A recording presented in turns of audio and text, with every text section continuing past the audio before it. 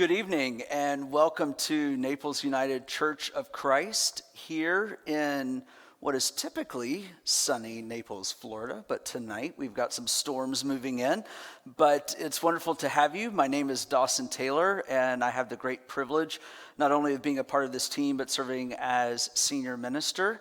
I'm joined tonight by Reverend Dr. David Kaiser Cross, our executive minister for a few more months, retiring in mid-October. Do you have the countdown clock started? Not yet. That's always good. I ask you that every week to make sure. And then Reverend Dr. Sharon Harris Ewing, who serves as assistant minister. And we are once again missing our colleague, Reverend Dr. Deb Kaiser Cross, who is with family in California. But I know she's where she needs to be, and I'm sure we don't miss her nearly as much as David does. So, Deb, if you're watching, or if you watch, we certainly miss you and send you our love and prayers to surround you and your family. Before we get started, Sharon, I know that you being the staff liaison to our Justice Committee, that in 2 weeks from tonight, at the conclusion of the Sacred Conversations on Race and Privilege, the Justice Committee will be hosting that final night, and one of the great features of that will be a panel of community participants, but that one of the great things I'm excited about is that it will incorporate questions from our congregation, but we need those questions a week from tonight. Around 5 p.m. will be the cutoff, and they can email questions to justice@naplesucc.org, correct? Right. So those can be questions that have come up either from the conversations. I know one of the features of that night will be kind of a what do we do now, looking forward. The other feature I think that's important and was built in from right. The way you designed it is that we want to start talking locally. So our right. speakers will be talking about what's it like here in Southwest Florida, what have their experiences been, as well as what can we do to make changes. So questions about local dynamics would be especially valuable. Great. So again, many thanks in advance, and we hope that that you will submit questions, because I think that will make for a more insightful and enlightening evening. So we continue our conversation on the book, How to Be an Anti-Racist by Ibram X. Kendi. I did not include a summary of the book in tonight's discussion. I probably should have, but it's a very dense book in, I think, all the right ways, or as a member of the church described it through their spouse, it's a heavy lift. And we've talked about, and I've shared with both David and Sharon, that I think one of the challenges of facilitating the evening is that you take a lot of really dense material and try to come up with questions that can spur on healthy and good dialogue, but you're really dealing with a lot of dense material. And so, we always do our best with that. So, again, there are still books, copies of the book available in the church office, and you can let Chelsea know if you would like one of those copies. Because even once we're done discussing the book next week, it's still a great book and a great resource that I would highly recommend to anyone. And I think for me personally, it's one of those books that I'll go back. I was going to say it's dense enough that I think I'll have to read it more than once to feel like I've gotten the full picture. Yeah, I mean, I think so for me, for sure. Yeah, I was going to say that as dense as the book is, one of the great things about the book is that he integrates and weaves his own story into each chapter. As each chapter unfolds, he gets a little bit older. He has a little more experience. He starts out young, and then he moves into college experiences, and so it's not just academic. It's very personal, and that's one of the things I appreciate about the book. No, and I appreciate you saying that because, with me talking about it being dense and a heavy lift, I don't want people to think that it's an unapproachable book. No. It's just, I think part of what makes it dense and a, quote, heavy lift is that I think if you're really willing to open yourself up, it also makes for part of the density of it, if you will, is that you really are doing some reflection of your own, and so that's part of it. Okay. So tonight we're looking at 3 chapters 13, 14, and 15. And so we'll dive right in. The first chapter looks at space, which resonated with me in many ways, which I think you'll see in some of the questions and some of the directions that I want to steer the conversation. The first night, I think it was Sharon, you had us introduce ourselves and talk about our background. One of the things that I didn't talk about, because both you and Deb went to parochial schools, and you went to public school, and as did I, until I went to college. I went to a private undergraduate, private, and through all the rest of my higher education were all private.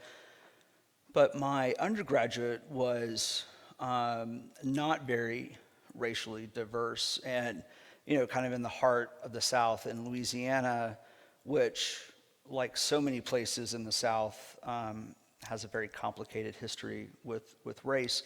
And so, I was thinking about it when I was thinking about space. I was thinking about my very white undergraduate experience, although interestingly had a black suite mate in my suite of dorms who I'm still friends with to this day.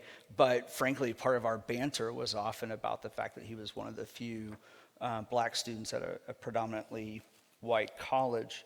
So again, definitions guide a lot of Kendi's writing. He talks about space racism, a powerful collection of racist policies that lead to resource inequity between racialized spaces or the elimination of certain racialized spaces, which are substantiated by racist ideas about racialized spaces. I promise that we'll unpack some of this, so bear with us.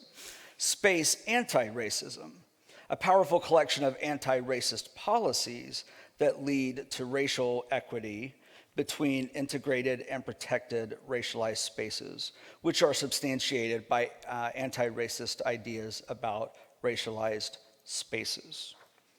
So I'll be quite honest that when we start talking about spaces, Kendi talks a lot about the building in which he did his studying at Temple University, particularly where he did a lot of his studies about studying African American studies. I want to fast forward to what we're dealing with today, because this is something we've not talked about at this roundtable, and yet it's something that we're dealing with, and that is the removal of Confederate statues in our society, because that has created, or I think has been, a breaking point for a lot of the conversations that are happening around race. And again, we saw a resurgence of this after the killing of George Floyd. And I was reading, and in the Wall Street Journal, there was an interesting article, and Andrew Bennett Moorhead, who is a spokesperson for the Virginia division of the Sons of Confederate Veterans, said this: "Crowds should not be able to remove statues, and elected officials should not let them. What is at stake is not about black or white. It's not about the monuments. It's about our very fundamental form of organized government. The statues should remain where they are," adding, "It's heritage. It's the culture of America. It cannot be erased." And so to me, as Kendi talks about space, to me, the Confederate statues, for many people, represent some sort of understanding of space. And so I'm curious how you reflect on that and how you see that, or if you see those connected at all. Well, I don't know about this. I see the statues as symbols. Mm-hmm.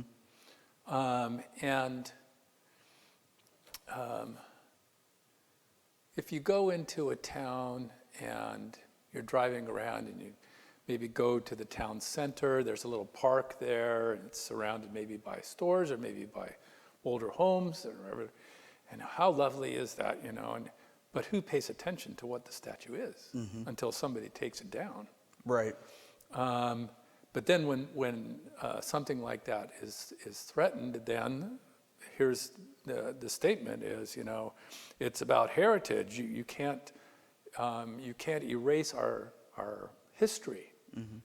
My feeling about that is that taking statues down is not about erasing history, because we'll always have the history. It'll always be there.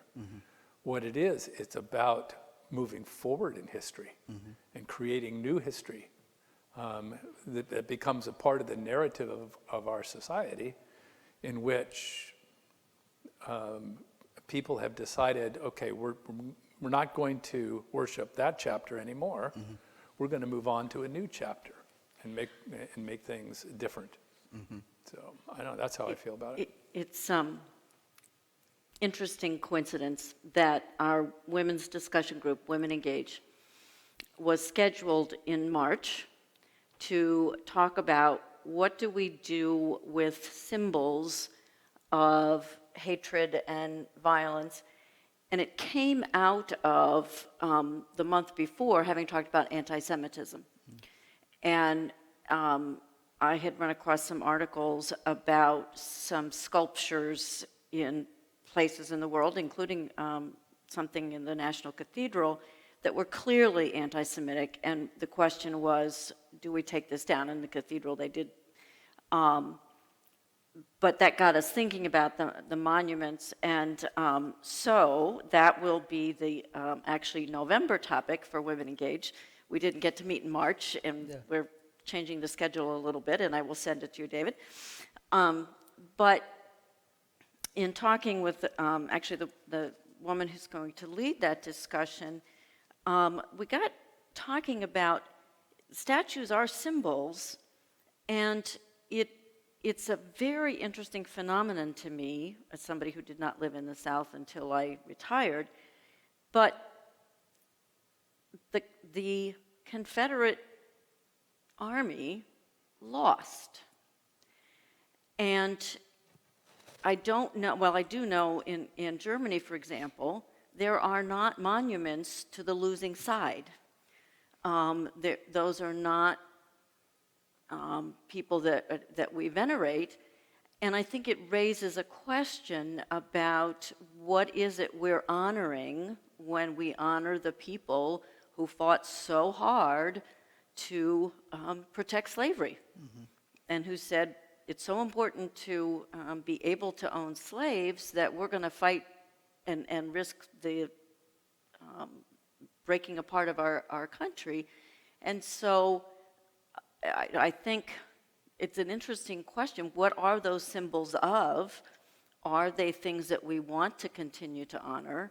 And I'm not offering answers, but I do think it's very interesting that there's been this switch that more people, for example, are recognizing that the Confederate flag is a symbol that is very hurtful to Black people, and that Mississippi can take it off their flag. And that's been a long discussion. So I'm hopeful that there's some change associated with that. To get back to the question of space, I think another way that I think about that is that those public spaces where we put the monuments have been controlled by white people. Yeah. And so the people in power put up the monuments up to the people they wanted to recognize and honor. Many of the Civil War monuments were not put up till much later when there were different issues. And so I think this discussion of space was different for me than a lot of discussions I've heard about racism, because the notion of Black space and white space, and what Kendi says is Black spaces get defined, those few places, Black churches, Black movements, where Blacks are not only primary but have the power and decision-making and all those things, white spaces never get defined as such. They're just normalized as, that's just space.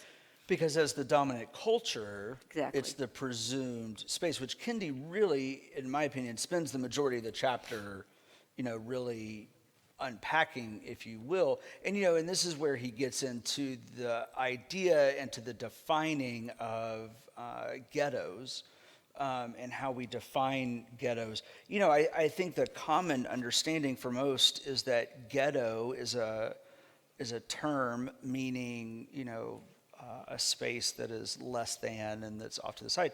But really, it's a term in its purest form that is an area that's defined by a group of like people. So that can be an area, I often think of like New York City, with Little Italy and things like that. But Kendi really goes back to, in this chapter, talking about how particularly Black spaces get ghettoized, in that people put a lot of understanding onto those spaces, which I found really interesting and insightful, but also, I think there's a lot of convicting there as well that has to be dealt with. I'm reminded that ghettos existed hundreds of years ago in terms of the Jewish diaspora in Eastern Europe. And those are definitely enclaves. I wouldn't call them, ghettos is one term, enclaves is another. Right. Yeah. Well, and you see that again, we'll talk later in the evening about intersectionality, but again, through the lens of my experience as a gay man, it is not uncommon to go, especially into large urban areas, and to know or to be able to find an area in which there is a population of gay and lesbian people who have settled in a particular neighborhood, in part, especially earlier in our nation's history, for safety. That was certainly a part of it. Some of it like-minded culture, but some of it was just physical safety, which I think there are some parallel ideas there. Well, I think we're talking about things we like about the book. So many times, Kendi presents something that I think, wow, I never thought about it that way. Mm-hmm. Now, I'm a critical enough person that I am not going to read any book and say I agree with every single thing that is said, but I certainly have been made to think. And one of the things that he said related to Black spaces and white spaces was relative to Brown v. Board of Education, mm-hmm. and pointing out that the courts, people said, having all Black schools hurts Black children and hurts their education. Never said having all white schools hurts white children. Mm-hmm. Now, I think in 2020, I at least would say that, because I believe that. But part of what he was saying is you're comparing under-resourced Black schools to over-resourced white schools and saying this hurts them, so the answer is to integrate. Now, my vision of God's reign says we need to live in integrated ways, but thinking about, as you say, the neighborhood where gay and lesbian people might choose to live together, I think he just affirms that there is a place for Black spaces to continue, that the goal isn't we're going to be so integrated that all the Black people are sort of sprinkled out in the white majority, that they need to come together and have their own space, and that the goal is much more that no one race predominates in terms of power, in terms of access to mm-hmm. resources, in terms of value and things. But I just thought there were a lot of nuances that I had never considered about those ideas. Yeah. Jumping on that, I really liked the statement by Martin Luther King, where he writes on, it was page 177, white people view black people as inferior, so teachers, implied, teachers with such a low view of the black race cannot be given free rein and put in charge of the intellectual care and development of our boys and girls. It's not just about space, but it's also, at least for King, it was about the inner development of personhood for black boys and girls. When I was thinking about that quote, is I thought of it some as who fills that space.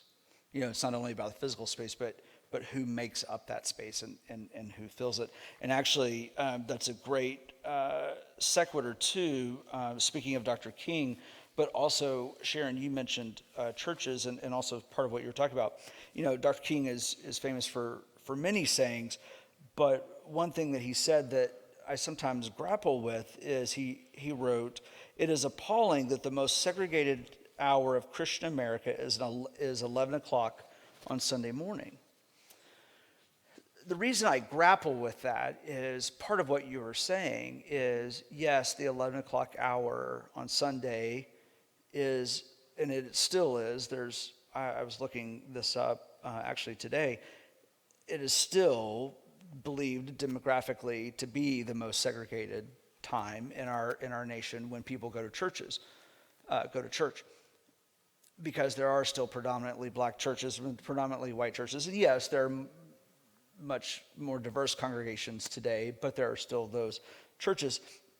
And yet, when I've talked about this before, been asked about this before, one of the things that I talk about is, but I understand people who want to worship in a like-minded way, if that makes sense.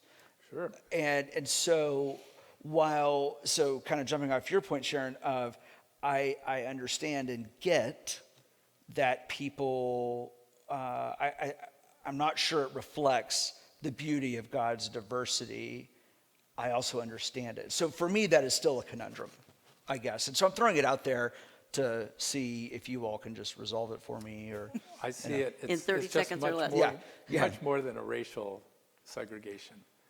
It's a theological segregation. Oh, interesting. Okay, yeah. Because only in America do we have 120 different denominations. Right, true. Where everybody has their own theological comfort space, their comfort zone. So from, Eastern Orthodox to Catholic, all the way across the spectrum, to Assemblies of God or whatever. We segregate according to theology, and try to find our comfort zone there. And I think it's even more than theology in the sense it's the style and format of worship that's comfortable.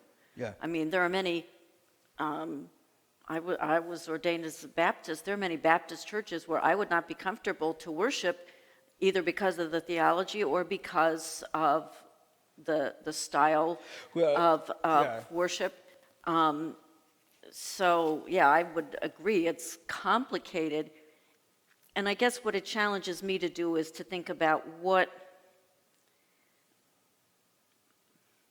do we do with that? Is the goal to make all churches have some balance or representation, or is it for us to find other ways of working together for the reign of God in the world? I just don't know. Well, I was going to say, so that was kind of that secondary question for me is that a failure of the church, so to speak, the church universal, or is that a reality of the church that, the proverbial, it is what it is, and not that we should be at peace with it, but, at some level, I do wonder if it is the reality of our world today. Because, David, I really think you raised such an important point that, white people do it to themselves also. I mean, I'll never forget when Sharon joined our staff and saying to people, well, she comes from the Baptist tradition. I mean, you could have, watched people fall out of the pews around here. But, and almost following that up immediately with, well, no, not that kind of Baptist.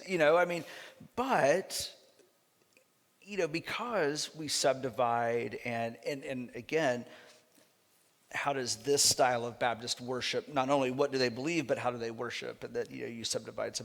So I don't know. I mean, is it a failure of the church, or is it a reality by which we embrace the diversity that is humanity? Yeah, and the other aspect of that, I think, Dawson, is that the 11 o'clock hour on Sunday morning is 1 hour. So the other question is, what is the church like the rest of the week? The rest of the day, is it as segregated in its mission, in its outreach, in its education, in what it does through the fabric of our society? Is it indeed that segregated? I don't think we ought to just judge the church on that 1 hour. Right.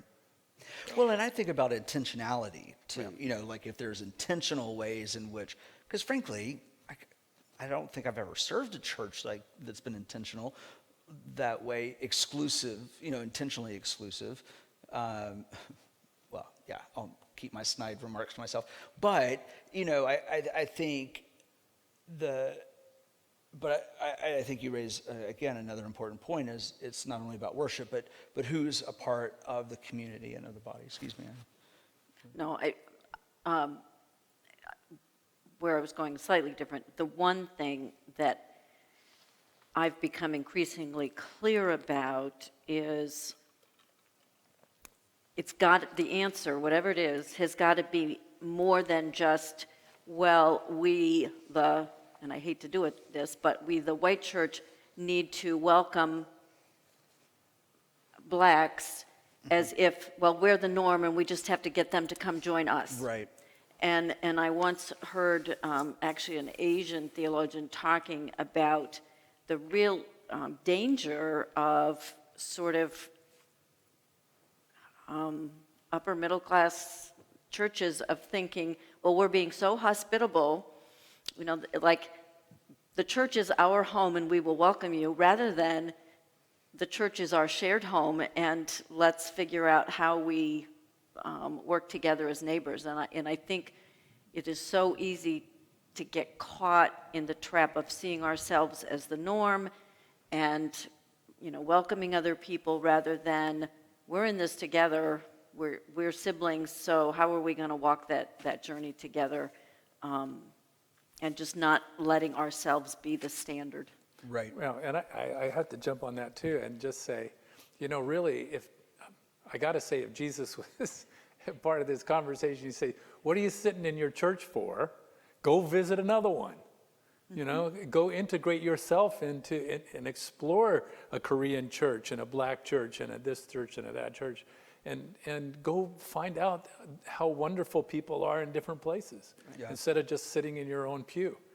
I got to think. Well, as you were saying that, I was also thinking about how it is that churches approach, particularly, in my opinion, global mission, where it is, the white, wealthy congregation comes in and says, this is how we're here to help you, rather than approaching it with humility to say, how is it that we can be in partnership together, right, and how can we empower the great work that is already being done here? I mean, candidly, it's one of the things that I love about our work in Guatemala, is that we are partnering with Guatemalans there to say, how can we help support and empower the ministry and the difference that's already being made here, as opposed to, we're here to tell you how to make a difference or how to change things here, kind of thing. Well, one of the great things about that is you went there. Yeah.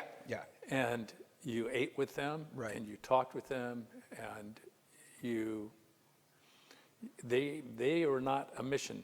They are people. Yeah, there's And relationships there. They became Right. personalized and well. Yeah. No, exactly, and that was certainly part of the intention. So I'm gonna move us on toward chapter 14, unless there's just something Nope. burning in your heart about space. Chapter 14 looks at gender, and again, definition, because I do think that it's important to get out at the beginning. Gender racism talks about a powerful collection of racist policies that lead to inequity between race genders and are substantiated by racist ideas about race genders. Gender anti-racism, a powerful collection of anti-racist policies that lead to equity between race genders that are substantiated by anti-racist ideas about race genders. Just a few, like a page and a half into the chapter, I found, again, Kendi's vulnerability, I think, in this book makes it, in my opinion, so much more approachable than it potentially could be. And this quote just jumped out at me. I arrived at Temple as a racist, sexist, homophobe. And he talks about his friends, Kayla and Yaba, who had this tremendous impact in his life. And I just was curious about people in your lives that have changed or impacted in positive ways your views about gender or about race, or who've kind of opened your eyes. I don't know if there are people that come to mind. For me, one of the great gifts in my life, I'm so fortunate to have so many who have impacted that, but one of my best friends, and well, really in my life, but closest friend in seminary, my friend Deborah,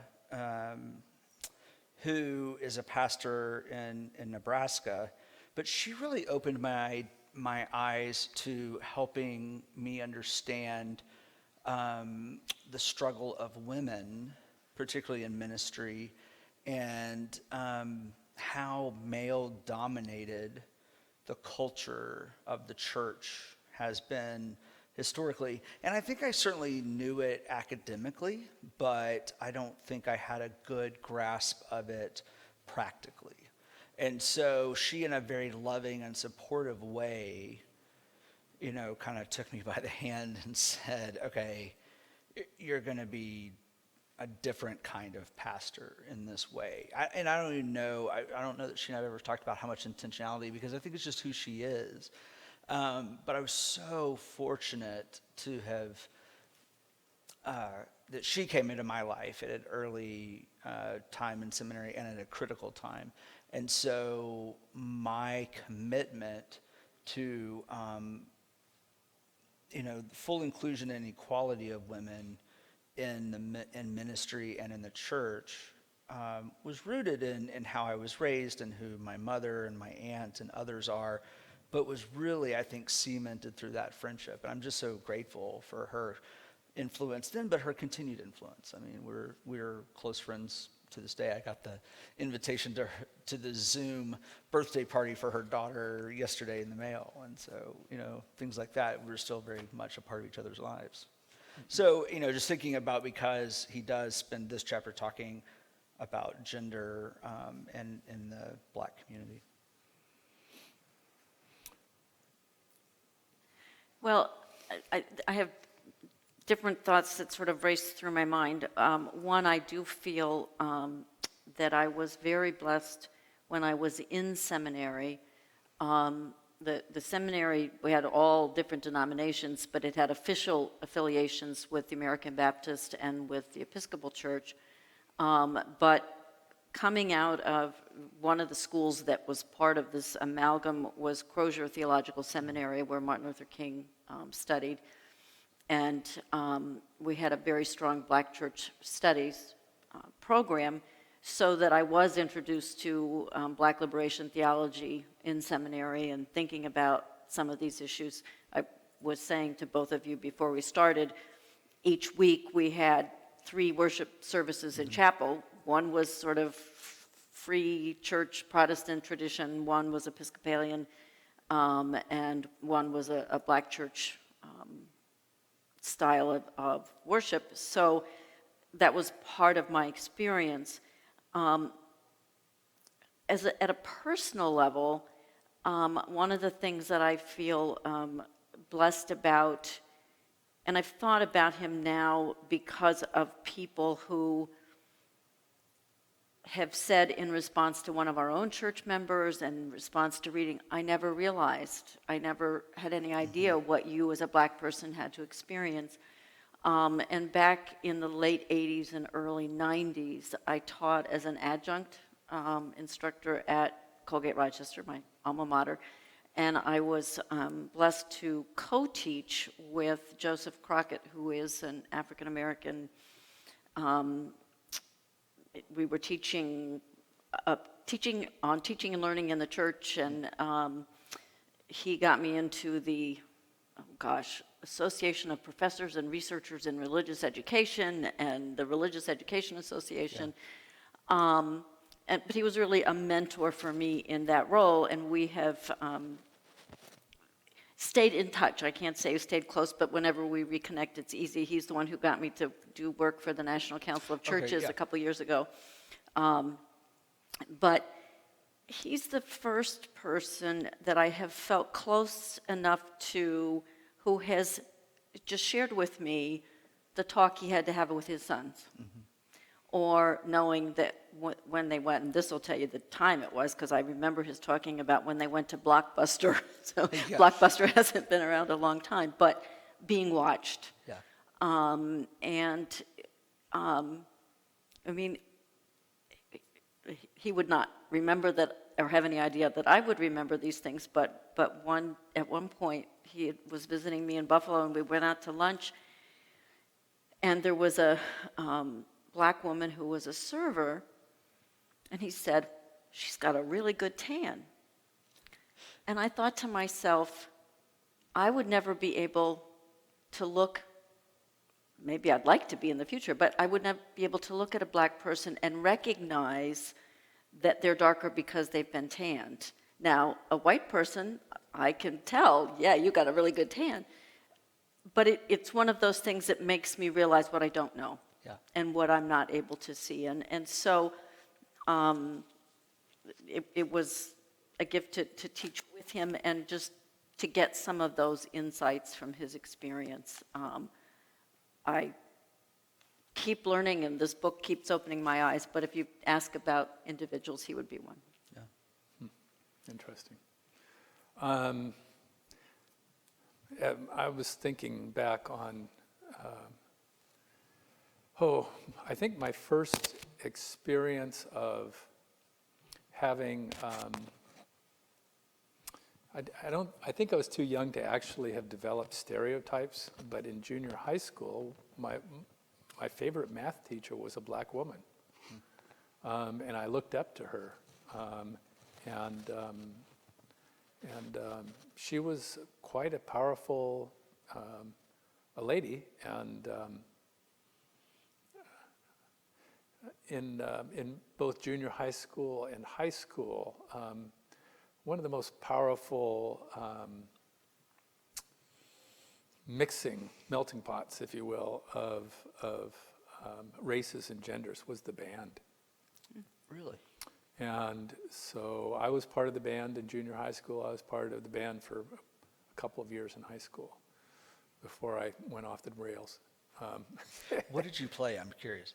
Well, I played baritone saxophone. Oh, that's right. That's right. I did know that. Okay. So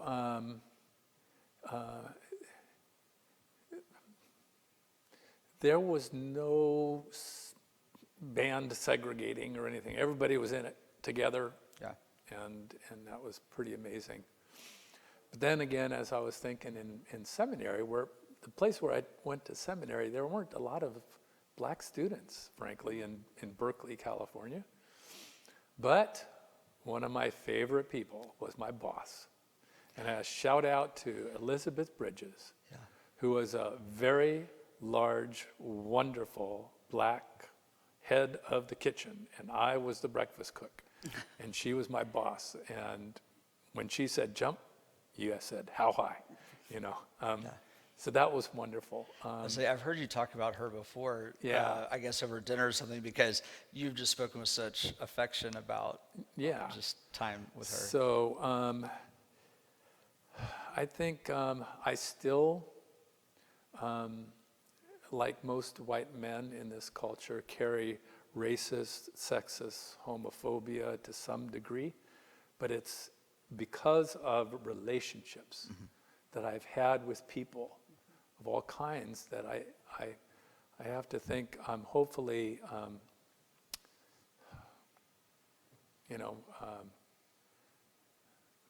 more aware, I guess, is the way I want to put it, than I might be otherwise. I don't know. I think of you as pretty enlightened. In this chapter, he also approaches, and I believe this is the first chapter that he does. It's the first chapter that I remember him doing it. The issue or the opportunity to talk about intersectionality and the definition. He doesn't give a definition of it, but I looked up a definition as the interconnected nature of social categorizations such as race, class, and gender as applied to an individual or a group. So, to give an example, the intersectionalities that I would look at would be where the issues as a gay white man of privilege, and so how do all of those come across, and you kind of lay all that down on my view of the world. But I think as people of faith, we talk about how it is that we approach that and look at Scripture, or look at how it is that we approach theology and our understanding of not only Scripture, but how we approach justice and how we approach mission and outreach and those kinds of things. And I don't know that's been a newer sociological study. I don't know quite when it made its way into our vernacular, but I don't know. It's something that we talk a lot about around here, and yet I think it's an increasing part of our culture. And so he certainly approaches it in this chapter particularly. And he uses the term for the first time. I think really in the next chapter he talks about being a cisgender male and things like that. Some of these terms that are increasingly used. But I'm just curious: have you done any study of intersectionality? Is that anything that you did in your teaching on diversity and things like that? No, in the sense, in terms of my own training, it came along a little later. Right. And I was teaching undergraduates who seemed a whole lot like high school students. Yeah. So we were not operating at the deepest level of thinking about these things. But a couple of things in this chapter that I thought it was really helpful just to kind of think about what is he saying, and the notes I took. So black feminists, as he put it, fought sexism in black spaces. Right. So when they were in places that were predominantly black, they were the ones who were attuned to the sexism that was there. And they fought racism in women's spaces. Mm-hmm. And I think the understanding, particularly for black women, that they're fighting all of that is tragic. Mm-hmm. And some of the inequities that he talks about between the outcomes for white women and black women are just mind-boggling and horrific. Mm. And I think should make all of us think about how can we address that? I mean, why are black women so much more likely to die in childbirth, or so many other things? But I also want to say, he talks about all racial groups are a collection of intersectional identities differentiated by gender, sexuality, class, ethnicity. He mentions a couple others. What's noticeably absent is religion. Interesting. I did not catch that. And but I you're thought, totally right. I don't know, I mean, we've got a few more chapters, but Yeah. I don't think he really He doesn't dive deals into with it. that. Not in this grouping, at least. And I think that's just an interesting thing because, just to throw out an example, a black Christian woman is going to have a different experience than a black Muslim woman. And so I think even if he doesn't go there, and we're not going to solve it tonight, I think that's something that we have to think about, especially as we seek to become more living in an interfaith world where we connect to people beyond the walls of the church of different faiths. No, I so appreciate you bringing that up because that did miss my notice, but you're exactly right. And I think especially in the time that we're living in, I think some of that has been brought to the surface by a variety of issues, but some of that Islamophobia and things like that, and really and even anti-Semitism, I think is still at work. Yeah, I think one topic that we could talk about for forever, really, especially as leaders in the church, is weaponizing the Bible, Right. or weaponizing the Quran. Absolutely. And using it as a tool of dominance or subjection, and not the whole thing, but just taking out portions and saying, this is how it should be, or this is how it is. Well, excuse me for jumping in, but Yeah. I think that's some of the worst ways that we do weaponize Scripture is when we do take it out of context and we use those little, again, a seminar I taught last spring here about those clobber passages that have been used against the LGBTQ community. It's when you really dive into those texts, they're really not what people want to think they're about. Right. People who want to use them against the community, but that's where it's so weaponized, and it infuriates me. Well, I wonder if that's part of the reason why Kendi isn't dealing with that at this point. Yeah. But I don't know. I guess we'll find out in the next chapters. Yeah. So I'm almost done. I haven't quite finished, but yeah, I know not in here. He really, but that's an interesting point though. He really doesn't touch religion, and I'm sure it's very reassuring that as a pastor, that just totally, I missed that. But no, I'm really grateful that you pointed that out because I just, but you're right. He doesn't touch it with a 10-foot pole. no. I really think it's important too, because as a white male, when I was introduced to the idea of salvation, when I was a teenager, it had to do with my personal morality and my sin and this kind of thing, behavior, and that kind of thing. For a black person, it's not the same. For a black person, it's about liberation. Salvation is about becoming free. Well, I will never forget, again, listening to the book, listening to it on Audible. I think it was the introduction. And I thought to myself, this is liberation theology. Whether or not it's given that title or that context, this is liberation theology. And my introduction to theology professor in seminary, Dr. Walker, Theodore Walker, was a significant liberation theologian. So I'm deeply rooted in liberation theology, and I remember thinking, oh, this is liberation theology through and through, regardless of what they call it. Right. This is liberation theology. It is, yeah. Yeah, and I mean, and for me, that's a powerful experience. Not everyone is as perhaps infatuated with liberation theology or is enamored with it as I am, but for me, liberation theology can speak to so much in so many circumstances in our lives. I think it certainly speaks to the Black experience. It speaks to the gay experience. It speaks, I think, to women and to, I mean, just again, I think it speaks across the board. Well, to go back to what you said about all of the intersectionalities, all of the parts of who I am affect how I read the Bible.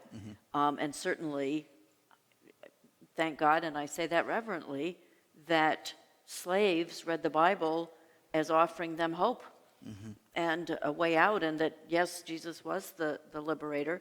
I think certainly, you know, I was in seminary in those times when the feminist and women's liberation people were saying, you know, Jesus was also a feminist offering a different understanding of what it means to be a woman. And I think that's the gift of the Bible, is that it speaks to all of us where we need to be spoken to.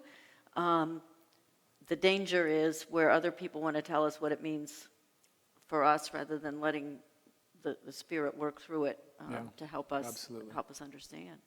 Yeah, and I think allowing Scripture to tell us and to guide us in those experiences, because one of the things I love about Scripture is that it also, and I love about the discipline of the lectionary when it rolls around every 3 years, is I can so often experience my life differently 3 years later when I read, like, the parable of the prodigal child. You know, that, you know, this, well, it's not in the cycle this year, but, you know, last year it means one thing, and then 2 years from now it might mean something totally different. Anything else about this? I wish we had time to talk about womanist theology, which is a biblical understanding of, through the Black lens of feminist theology. But yeah, I just have to say how much I loved the story about the vows. Yes. Do you remember that? Yes. The only man I obeyed was my father when I was a child. You are not my father, and Yes. I'm not a child. I thought that was wonderful. I don't know if you all have had this experience in weddings, but when working with a couple, I always love, if I'm working with a heterosexual couple and they come into my office, and I just know that I'm going to love that particular bride when the first things out of her mouth will be, "No, there's no obey, right?" And I'm like, "We're going to get along just fine," you know. And I'm like, "No, trust me, we took that out decades ago." The last chapter, at least that we're going to deal with tonight, looks at sexuality, and he defines queer racism and queer anti-racism. I'm not going to read that for purpose of time. And he has this powerful story about a close friend when he first arrives at Temple University that he becomes close to but doesn't know that identifies as gay.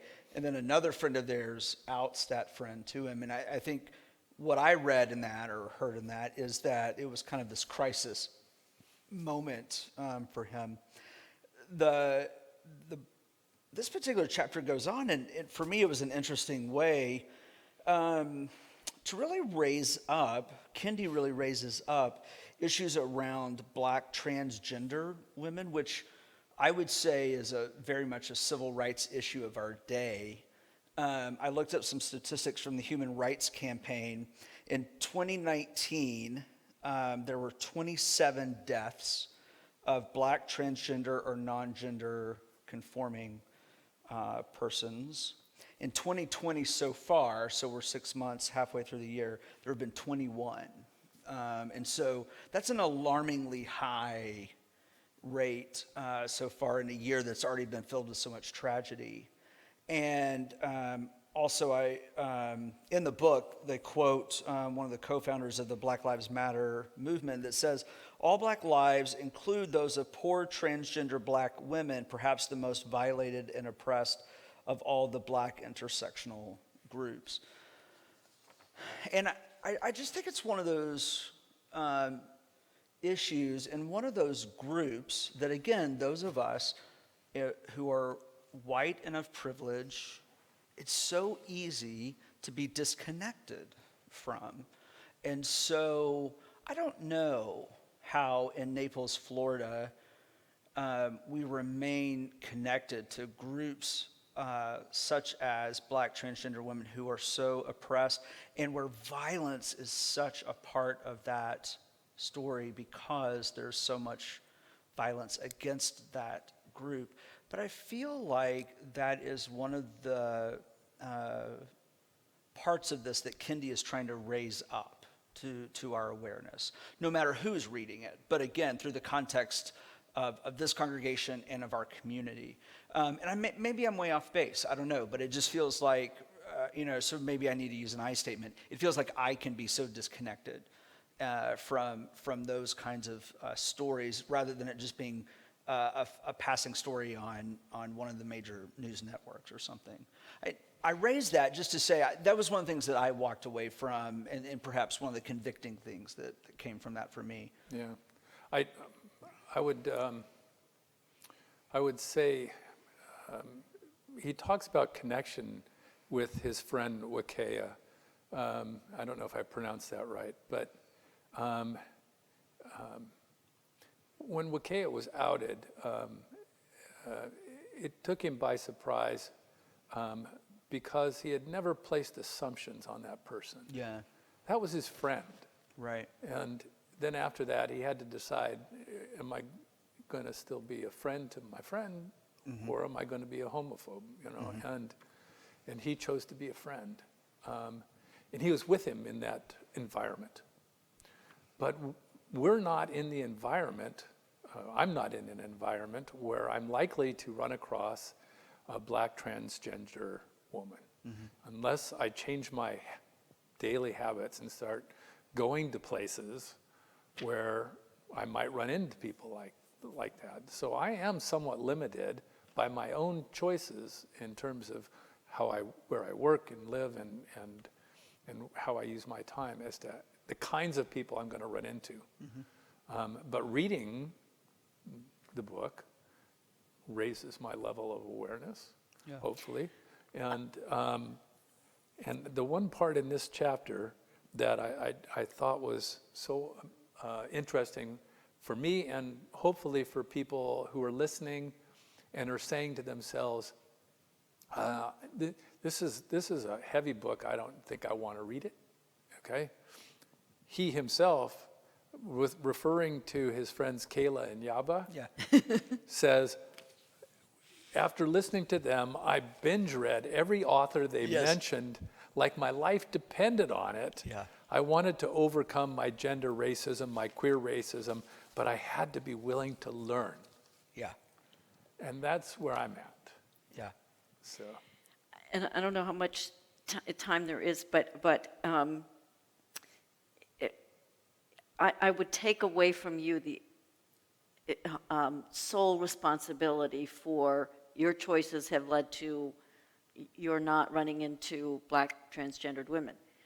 That's true, and that's true of all of us, except that this is where the racist policies and practices that have been enshrined in our country from its beginning mean that we live in segregated communities. And so, we are victims of that, and certainly we could make our own individual differences, but we really have to look at how our communities are structured, because groups are divided one from another. And I could say more, but I think our time is up. Yeah, it is, but I think that's a powerful word for us to end on, and it draws us back to where we started tonight with spaces. And it also draws back to really where we started 6 weeks ago tonight, where, we talk about how the policies that are deeply rooted in our culture have gotten us to where we are, and that's part of what we're working to discuss. It doesn't mean that they're all going to change overnight, but I do believe that awareness is that first step. And so again, I'm so grateful for the dialogue and the conversation. I'm grateful to Tony and Brad for the technology and AV support, and for Wendy for the behind-the-scenes support. And grateful for those who have tuned in to be a part of our dialogue and discussion tonight. We hope that you'll be back with us for worship on Sunday. David is preaching. And then, of course, we'll be back here next Wednesday night at 5 p.m. And we're actually kind of co-facilitating together. And so we hope that you'll be there as we finish looking at this book. As we close tonight, I'm going to offer a word of prayer. Let's join our hearts. Loving God, no matter where it is that we find ourselves tonight, physically, emotionally, spiritually, we trust that you are at work, bringing about just systems, bringing about a new world, perhaps a world where all people are valued and celebrated. And so, loving God, help us to be those people that help bring that about, and to help bring about a world here and beyond, where we can be those whom you have dreamed into being. We trust and we ask all of this in your many names. Amen. Thanks again. Stay safe, and we will see you soon.